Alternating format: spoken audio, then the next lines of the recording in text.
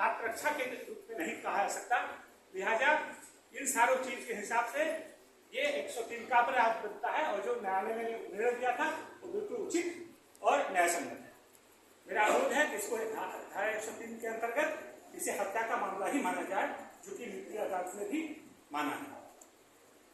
माननीय न्यायालय की तरफ से मैं अपने कुछ तर्क प्रस्तुत करना चाहती हूँ स्टेट की जो आपको सुनते हुए।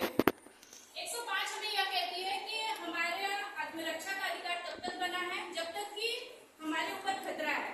अगर माया को उसकी हत्या करनी होती तो वो 40 बार करती या कितने भी बार करती, उसको पता था कि अगर उसको घर पे बुला के मारती तो उसके ऊपर हत्या का ही केस बनता। वह एक शिक्षित महिला थी और उसके साथ ऐसा क्यों करती? अगर उसको हत्या करनी होती तो वो एक बार में भी उसकी हत्या कर सकती थी और उसे उस समय भी आत्मरक्षा दिखा सकती थी, लेकिन उसने यह फिर तैनात किया और नशे की हालत में अकॉर्डिंग टू मैक्सिको उसने रोहित से तलाक की प्रक्रिया आरंभ की, जिसकी वजह से रोहित काफी और आक्रामक हो चुका था। माया यह जानती थी कि वह इतना हिंसक है, वो 5 साल तक उसकी हिंसा को सहन कर चुकी थी। वह यह जानती थी कि वह और भी हिंसक हो सकता है और आज उसकी जान भी जा सकती है। इसीलिए केवल उसने अपने आत्मरक्षा में यह कदम उठाया और यह कदम केवल भयवश था, ना कि कोई प्राणी।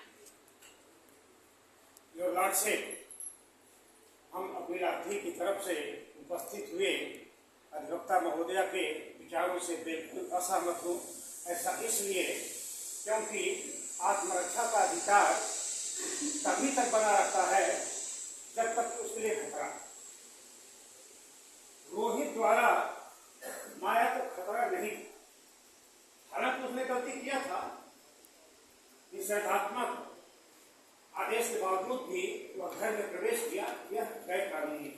लेकिन इसका इलाज उसकी मौत से नहीं था, इसका इलाज इसका न्यायाधीश करते, वहां पर उनको जाना चाहिए था।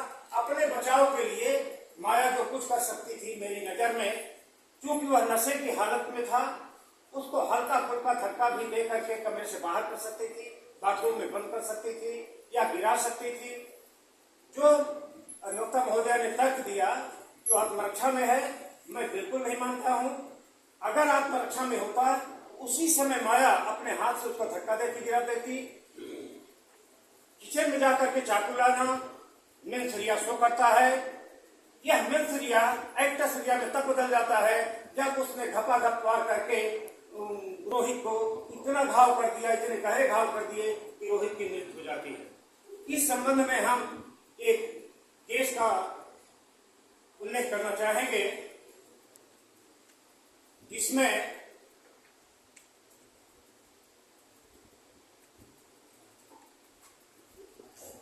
महादेव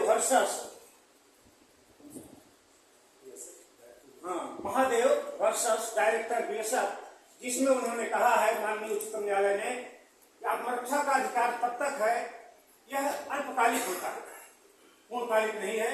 जैसे ही खतरा समाप्त हुआ वैसे ही आत्मरक्षा का अधिकार भी खत्म हो जाता है। अतः हम न्यायालय से अपील करते हैं कि